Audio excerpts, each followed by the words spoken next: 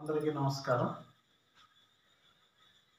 మనం హిందీ వ్యాకరణంలో భాగంగా వర్ణ విచార అయింది, శబ్ద విచార నేర్చుకుంటున్నాం. శబ్ద విచారలో మొట్టమొదటి సంజ్ఞ మనం నేర్చుకోవడం జరిగింది. संज्ञा माने क्या है, संज्ञा कितने प्रकार के हैं, उसके बाद संज्ञा के परिवर्तन. पहला परिवर्तन आया है लिंग के बारे में.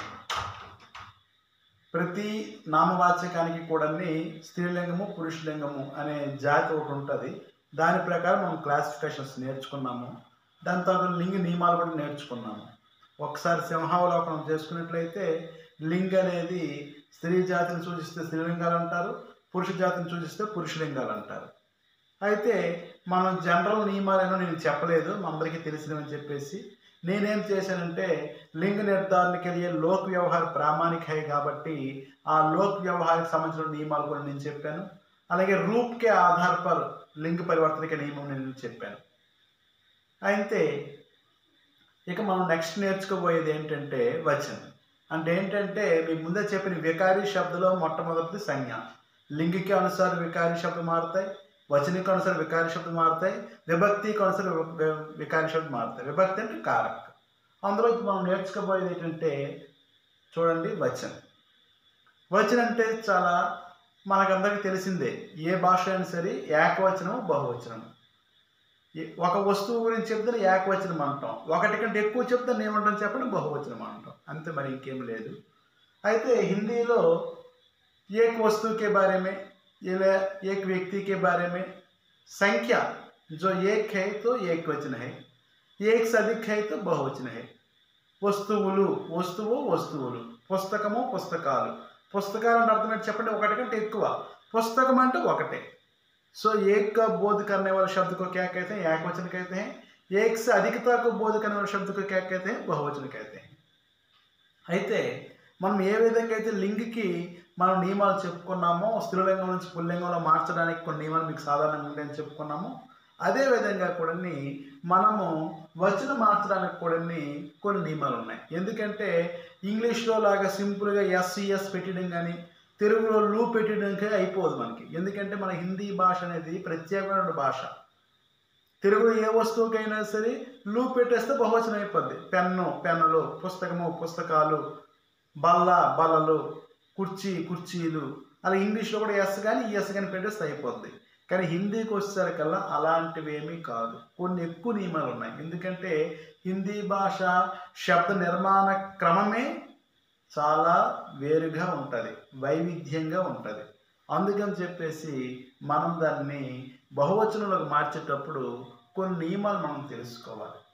ఈ నియమాలకు కూడా మినహాయింపులు ఉన్నాయి. మనం లింగులో ఏ విధంగా మేము మినహాయింపులు చెప్పుకున్నామో ఈ నియమాలు కూడా మినహాయింపులు అనేవి ఉన్నాయి. కాకపోతే సింపుల్గా. కాకపోతే ఏమవుద్దంటే ఈ వచనకు వచ్చేసరికల్లా చాలా జాగ్రత్త గుర్తుంచుకోవాలి. సాధారణంగా ఒక శబ్దం ఇచ్చి దాన్ని బహువచనం రాసేయమంటే ఒకలాగా ఉంటుంది. దాన్నే విభక్తి రహిత్ అంటారు. విభక్తి అంటే కారక్, విభక్తి ప్రత్యయ రహిత్ అంటే అర్థం ఏంటి చెప్పండి, కారకాలు లేకుండా. ఫర్ ఎగ్జాంపుల్ లడక, అదేటో చెప్పండి బహువచనం కానీ లడకే అయిపోతుంది. కానీ లడక ప్లస్ కో అన్నాం అనుకోండి, దాని తాలూకా బహువచన విధానం మారిపోద్ది. లడకోంకో. అక్కడ లడక లడకే అయ్యింది. ఏమేమి చెప్పండి, లడక అనేది బహువచనం ఏమేమి చెప్పండి, లడకే. సింపుల్గా విభక్తి రహిత్. కానీ విభక్తి సహిత్ అంటే అర్థం ఏంటి చెప్పండి, అప్పుడు మారిపోతుంటుంది. అందుకని చెప్పేసి మనం వచన నియమాలు నేర్చుకునేటప్పుడు విభక్తి సహిత్ విభక్తి రహిత్ అని నేర్చుకుంటాం. విభక్తి సహిత్ అంటే అర్థం ఏంటంటే విభక్తితో ఉంటే ఒక శబ్దం అనేది దాని ప్రక్కన విభక్తి వచ్చినట్లయితే ఆ శబ్దం యొక్క నిర్మాణ క్రమం అనేది బహువచన రూపంలో ఒకలాగా ఉంటుంది, ఏకవచన రూపంలో ఒకలాగా ఉంటుంది. విభక్తి లేకపోతే జనరల్గా ఉంటుంది. ఇప్పుడు మీకు నేను చెప్పబోయే నియమాలు ఏంటంటే విభక్తి లేకుండా ఉండే పదాలు. ఏంటంటే విభక్తి లేకుండా జనరల్గా ఒక పదం నుంచి దాని బహువచనం ఏమిటంటే మనం చెప్పేది నేర్చుకుంటాం. ఫస్ట్ మనం నేర్చుకునేది అకారాంత్. ఏంటండి అకారాంత్? మీకు ముందు నుంచి చెప్తున్నా, అకారాంతము ఇకారాంతం ఒకారాంతం అర్థం ఏంటి చెప్పండి. అంతములో ఆ శబ్దానికి అంతములో అకారం ఉండాలి. ఇకారాంత్ అంటే ఇకారం ఉండాలి. ఉకారాంత్ అంటే ఉకారం ఉండాలి. ఒక अंत అంటే అంతము. అకారాంత్ पुल्लिंग శబ్దంలో ఏకవచనము బహువచనము సమాన होता है. ఏంటి చెప్పండి? అకారాంత్ పుల్లింగ్, అకారాంత్ అవ్వాలి, చివర అకారం ఉండాలి, ఆ అనే సౌండ్ రావాలి, అలాగే పుల్లింగ శబ్దాలు అవ్వాలి. అవన్నీ ఏమవుతాయి చెప్పండి? ఏకవచనము బహువచనము కూడా సమానమే. అకారాంత్ చూడండి, ఇక్కడ పుత్ర, పుత్రికి పుత్రే, బాలక్, బాలక్ బాలక్కే, ఘర్, ఘర్కి ఘర్రే, ఫల్, ఫల్కి ఫల్లే. చూసారు కదండి? అవి ఏంటవుతాయి చెప్పండి? అకారాంతాలు. ఏంటవుతాయి? అకారాంత పుల్లింగ శబ్దాలు తాలూకా ఏకవచనము బహువచనము సమానమే. अकारांत कंडीशन, अकारांत पुल्लिंग शब्द एकवचन और बहुवचन कैसे होता है? समान होता है. అందులో ఎటువంటి తేడా ఉండదు. ఎప్పుడు విభక్తి రహితంగా ఉండేటప్పుడు, విభక్తి సహితంగా కాదు, విభక్తి లేనప్పుడు మనం చెప్పుకుంటున్నాం. పుత్ర, పుత్ర, అది విభక్తి ఉన్నప్పుడు దాని రూపం అనేది స్ట్రక్చర్ అనేది మారుతుంది. పుత్రో మే అంటారు. ఏంటంటారు చెప్పండి? పుత్రోమ్మే. చూసారా? పుత్ర పుత్రే, కానీ దానికి విభక్తి చేర్చమనుకోండి, మే అని విభక్తి చేర్చినప్పుడు ఏంటని చెప్పండి? పుత్రోమ్మే అయింది. అంటే అది అక్కడ ఆ విధంగా ఓం అనేది చేరుతుంది. ఓం అనేది మ్యాక్సిమంగా చేరుతుంది. ఏంటికి? పుల్లింగ శబ్దాలకి. స్త్రీలింగ శబ్దాలకి యోం అనేది చేరుతుంది. చాలా జాగ్రత్త గుర్తుంచుకోండి.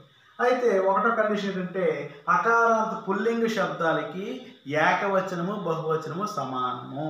అకారాంత పుల్లింగ శబ్దాలకి ఏకవచనము బహువచనము సమానము. రెండో నియమము, అకారాంతు స్త్రీలింగ శబ్దాలు, అకారాంతు స్త్రీలింగ శబ్దాలకి ఏడు చేరుస్తామట? అకారాంతం అవ్వాలి, స్త్రీలింగం అవ్వాలి. గుర్తుంచుకోండి, అకారాంతం అవ్వాలి, స్త్రీలింగం అవ్వాలి. దానికి ఏడు చేరుస్తాం చెప్పండి? ఏం. ఏడు చేస్తాం చెప్పండి? ఏం. చూడండి, ఏం చొక్కని. కితాబ్, కితాబేం, కితాబ్, కితాబేం. బెహన్, బెహనేం. చూడండి అక్కడ ఏమవుతుంది చెప్పండి? కితాబ్ అంటే అర్థం చెప్పండి? ఆ కితాబ్ అంటే చివర అకారాంతమే ఉంది. బెహన్ అంటే అర్థం చెప్పండి? చివర అకారాంతమే ఉంది. అకారాంతాలు అయ్యి జనరల్గా మనం చెప్పుకునేటప్పుడు ఏమంటామంటే ఈకారాంతాలు, ఈకారాంతాలు స్త్రీలింగాలు అంటాము, ఆకారాంతాలు పుల్లింగాలు అంటాము. కానీ మినహాయింపులు చెప్పాను కదా మీకు. అదేవిధంగా ఇక్కడ కూడా ఏమంటే అకారాంతం అవుతుంది. స్త్రీలింగ శబ్దాలకి ఏం చేర్చాలంటే ఏం అనేది చేర్చాలి. కితాబ్, కితాబేం. అలాగే బెహన్, బెహనేం. దవాత్, దవాతేం. ఏవైనా తీసుకోండి, అకారాంతం అవ్వాలి, స్త్రీలింగం అవ్వాలి. అప్పుడు దానికి ఏ కండిషన్ చేర్చాలి? బహువచనం కావాలంటే ఏం అనేది చేర్చాలి. ఇకన మూడవది ఆకారాంత పుల్లింగాలు. చూడండి, మనం ఆల్ఫబెటికల్ నేర్చుకుంటున్నాము, నియమాలు కూడా. ఆ తర్వాత ఆలో మొదటి పుల్లింగాలు నేర్చుకున్నాము, ఆలోనే మొదటి స్త్రీలింగాలు నేర్చుకున్నాము. మళ్ళీ రెండో ఆ క్వశ్చన్లు ఏమో చెప్పండి? పుల్లింగాలు. మళ్ళీ ఆలో స్త్రీలింగాలు కూడా నేర్చుకుంటాం. ఆ అనే దానికి వచ్చేసరికల్లా పుల్లింగాలు ఏంటండి? ఆకారాంతాలు. రెండో ఆ సౌండ్ రావాలి, గుణింపు అక్కడ వచ్చి తీరాలి. వాటికి ఏడు చేరుస్తాం మీకు తెలిసిందే నియమం. ఏకారాంతం చేరుస్తాం. లడకా, లడకే, బేటా, బేటే, బకరా, బకరే. సింపుల్ ఘోడా, ఘోడే, కవ్వా, కవ్వే. ఎంత సింపుల్గా మనం చేర్చాం చూడండి. అకారాంతాలకి ఏం చేస్తాము?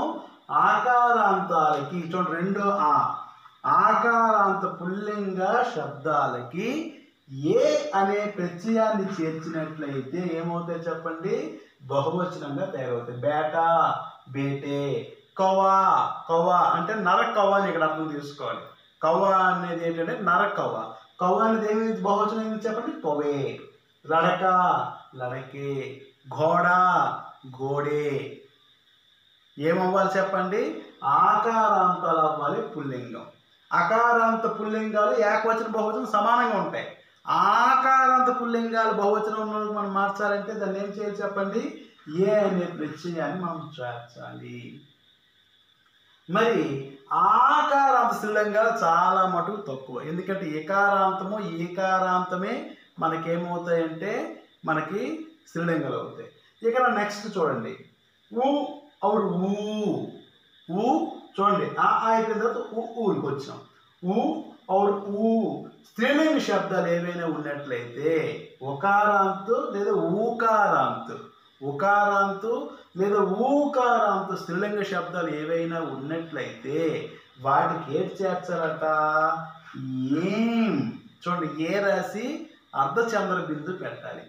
వస్తు వస్తుయే, వస్తు వస్తుయే. చూడండి, వస్తు ఊకారాంతం వచ్చింది, దానికి ఏమవుతుంది చెప్పండి? దానికి ఏ అని చేర్చాలి, ముక్కుతో పలకాలి. అలాంటివి చేర్చితే ఏమవుతాయి అంటే బహువచనం అవుతాయి. అయితే దానికి కూడా మినహాయింపు ఉంది. ఏంటి? చూడండి, డాకు, దానికి బహువచనం డాకు. డాకు డాకు, డాకు డాకు. అలాగే సాధు ఉకారాంతం, చోటి మాత్ర, బడి మాత్ర కాదు, సాధు సాధు. ఇంకా మీరు కావాలంటే వాటికి గన్నం ఏదో పెట్టవచ్చు, సాధు గన్ అని చెప్పేసి, సాధు వృందం అని చెప్పేసి, సాధువులు బృందం అంటాం తెలుసు కదా మీకు తెలియదు, అలాగే పెట్టుకోవచ్చు. కానీ జనరల్గా అయితే ఏమవుతుందంటే సాధువుకి ఇటువంటి మినహాయింపులు కూడా కొన్ని ఉన్నాయి. ఇటువంటి మినహాయింపులు కూడా మనకి కొన్ని ఉన్నాయి. ఇక్కడ నాలుగో నియమం ఏమిటంటే ఇకారాంతు ఈకారాంతు. అవి మీకు స్త్రీలింగాలు మీకు తెలుసు. మినహాయింపులు కొన్ని ఉన్నాయి. కవి అని చెప్పేసి, పక్షి అని చెప్పేసి, మోతి అని చెప్పేసి, పాని అని చెప్పేసి ఉన్నాయి, మీకు తెలుసు. కానీ అవి కాకుండా ఇకారాంతు ఈకారాంతు స్త్రీలింగ శబ్దాలకి మీకు తెలిసినటువంటి సాధారణ నియమమే. ఏం చేర్చాలి చెప్పండి? యా. యా రాసి దానిపైన అర్ధచంద్ర బిత్తు పెట్టాలి. దాన్ని కూడా ముక్కుతో మనం పలకాలి. లడకి లడకియా, లడకి లడకియా, గుర్తుంచుకోండి. అలాగే ఏవైనా కుర్సీ కుర్సియా, ఈకారాంతాలు లేదా ఇకారాంతాలు, ఇకారాంతు లేదా ఈకారాంతాలు, అటువంటి వాటికి ఏం పెడతామండి? న్యా అనేదాన్ని పెట్టాలి, ముక్కుతో పలకాలి. అలాగే ఇది మీకు తెలిసినప్పుడు సాధారణం అనేది మనం పెట్టేస్తుంటాం ఆటోమేటిక్గా, గుర్తుంచుకోండి. ఒకవేళ చూసుకోండి, ఏం రావాలి చివర? యా అనే సౌండ్ రావాలి, అది స్త్రీలింగం అవ్వాలి. ఏటి రావాలి చెప్పండి? యాకి దీర్ఘమిస్తే యా అని రావాలి. అవి ఏంటవ్వాలి ఆ పదాలు చెప్పండి? స్త్రీలింగ పదాలు అవ్వాలి. అప్పుడు ఏం చేస్తామంటే ఆ యా అనే దాని మీద కేవలం అర్ధచంద్ర బిందు పెడతాం. ఏటి పెడతామండి? కేవలం అర్ధచంద్ర బిందు పెట్టేస్తే అవి మనకు బహువచనం కింద అయిపోతాయి.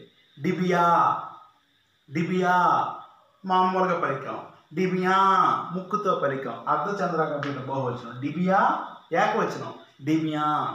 గుడియా గుడియా, చిడియా చిడియా. అవి ఏమవ్వాలి చెప్పండి? ఏకారాంతాలు అవ్వాలి. కండిషన్ ఏంటి చెప్పండి? స్త్రీలింగాలు అవ్వాలి. ఏకారాంతాలు అవ్వాలి, స్త్రీలింగాలు అవ్వాలి. సో ఆ విధంగా ఉన్నట్లయితే వాటిని ఏమంటాము అంటే వాటిని బహువచనం కింద మనము కేవలం అర్ధచంద్ర బిందు పెట్టేస్తే బహువచన రూపాలు అయిపోతాయి. సో ఇవి ప్రాథమికంగా ఉన్నటువంటి వచన పరివర్తనకే నియమం. ఒకటి నియమం మీకు అందరికి తెలిసిందే, అకారాంతాలు పుల్లింగాలైన, అకారాంతాలు పుల్లింగాలు అయితే ఏకవచనము బహువచనము సమానంగా ఉంటుంది. అకారాంతాలు స్త్రీలింగాలైతే, అకారాంతాలు స్త్రీలింగాలైతే దాని ప్రక్కన ఏం చేస్తుంది చెప్పండి? బహువచనం మార్చాలంటే ఏం అనేది చేరుస్తాము. అకారాంతం అవ్వాలి, స్త్రీలింగం అవ్వాలి. అంటే ఏవైతే మనం అకారాంత ఆకారాంతాలు పుల్లింగాలని చెప్పుకున్నామో అందులో మినహాయింపు పదాలు ఏవైతే ఉన్నాయో వాటికి ఏం చేర్చాలి చెప్పండి? ఏం చేర్చాలి? కితాబ్ కితాబేం, దవాతేం, బెహనే మనం చెప్పుకున్నాం కదండి ఎగ్జామ్స్. అది అకారాంతాలు అవ్వాలి, స్త్రీలింగాలు అవ్వాలి. ఆకారాంతాలు కాదు, అకారాంత అంటే చివర ఒకటే ఆ ఉండాలి. అటువంటి వాటికి స్త్రీలింగాలు అయితే ఏం చేర్చాలి? అదే పుల్లింగ బహువచనం ఏకవచనం ఒకేలాగా ఉంటాయి. రెండో కండిషన్, ఆకారాంత పుల్లింగాలు చివర ఆ అనే సౌండ్ రావాలి. దానికి తెలిసిన నియమమే, ఏకారాంతం చేర్చాలి. లడక లడకే, ఘోడ ఘోడే. అర్థమవుతుందండి? బేట బేటే, చీత చీతే. ఏవైనా తీసుకోండి, ఆకారాంతాలు పుల్లింగాలు అయితే దానికి ఏం చేర్చాలి చెప్పండి? ఏకారం అనేది చేర్చాలి. అకారాంతాలు పుల్లింగం అయితే ఏం చేర్చాలి? ఏకారాంతం అని. కవ్వా కవ్వే. ఇక్కడ మూడో కండిషన్, ఉకారాంతము లేదా ఊకారాంతము. ఉకారాంతము లేదా ఊకారాంతాలు అయితే అది ఏం చేస్తాం చెప్పండి? ఏం చేస్తాము? ఏం అనేది పెట్టి అర్ధచంద్ర బిందు పైన పెట్టాలి. దాన్ని ఉకారాంత ఓకారాంతాలకు అంటాము. దానికి కూడా మినహాయింపులు కొన్ని ఉన్నాయి, సమానంగా ఉంటాయి. డాకు డాకు, సాధు సాధు అని చెప్పేసి. అలాగే ఇకారాంత ఈకారాంతాలకి ఏకవచన స్త్రీలింగాలు అయితే వాటికి యా పెట్టేయాలి. యా రాసి అర్ధచంద్ర బిందు పెడితే ఏమవుతాయి చెప్పండి, బహువచనది. మనం సాధారణంగా చేర్చుకుంటాం. నది నదియా, లడకి లడకియా, కుర్సీ కుర్సీయా. మనం వచ్చేసరికి ఇకారాంత ఈకారాంతాలు రెండు కూడా ఈకారాంతం అవ్వాలి, ఈకారాంతాలు అవ్వాలి. అలా కాకుండా యాకారాంతం అవ్వాలి. చివరి యా అనే సౌండ్ వస్తే అది ఏమవ్వాలి చెప్పండి, పురుషుడు అవ్వకూడదు. స్త్రీ అయినట్లయితే దానిపైన అర్ధచంద్ర బిందువు పెడితే అవి ఏమవుతాయి చెప్పండి, అవి బహువచనం కింద మారిపోతుంటాయి. ఈ విధంగా మనం ఏకవచనం నుంచి బహువచనంలోకి మనము మార్చవచ్చు. ఎప్పుడు విభక్తి రహితంగా ఉండేటప్పుడు, అంటే సింపుల్గా ఆ పదం కా పదం చెప్పినప్పుడు. మరి విభక్తి సహితమైతే ఏం చేస్తామంటే, విభక్తి సహితమైతే ఏం చేస్తాం చెప్పండి, ఓం అనే దాన్ని చేరుస్తాము. ఏం చేస్తాం చెప్పండి, ఓం అనే దాన్ని మనం ఎప్పుడు బహువచన రూపంలో ఎప్పుడు చేస్తాం చెప్పండి, బహువచన రూపంలో. మరి ఏకవచనంలో కేవలం ఆకారాంతాలు అయితేనే అవి ఏకారాంతాలుగా మారుతాయి. లడకా ప్లస్ కో ఇజ్ ఈక్వల్ టు లడకాకో కాదు, లడకేకో. అంటే అక్కడ ప్రత్యయం వచ్చింది కాబట్టి ఇక్కడ ఆకారాంతం అది ఏకారాంతంగా మారుతుంది చెప్పండి, ఏకారాంతంగా మారుతుంది. లడకా ప్లస్ ఎక్కో లడకేకో. గుర్తుంచుకో, అది ఈకారాంతాలు ఈకారాంతాలకు మారవు. కానీ ఇక్కడ ఏమవుతుంది అంటే బహువచనంలో వచ్చింది అనుకోండి, అప్పుడు ఓం అనేది చేరుస్తాం. లడకే అని ఇచ్చాను, ఏమి ఇచ్చామండి, లడకే ప్లస్ కో ఈజ్ ఈక్వల్ టు లడకోం కో. చూసారా, ఇందాక లడకా ప్లస్ కో ఈజ్ ఈక్వల్ టు లడకేకు అయ్యింది, లడకే ప్లస్ కో ఈజ్ ఈక్వల్ టు లడకోంకు అయ్యింది. అంటే విభక్తి సహితంగా ఉండేటప్పుడు ఆ లడకే బహువచన రూపం కూడా మారిపోతుంటుంది. ఏం చేరుస్తామంటే ఓం అనే ప్రత్యయాన్ని మనము చేరుస్తాం. అదే లడకియా చూడండి,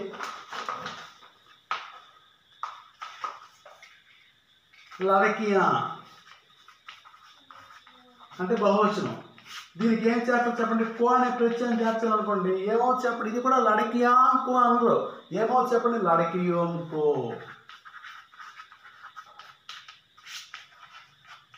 చూసారా, ఓం అనేది అది చేర్చని చూసారు కదండి.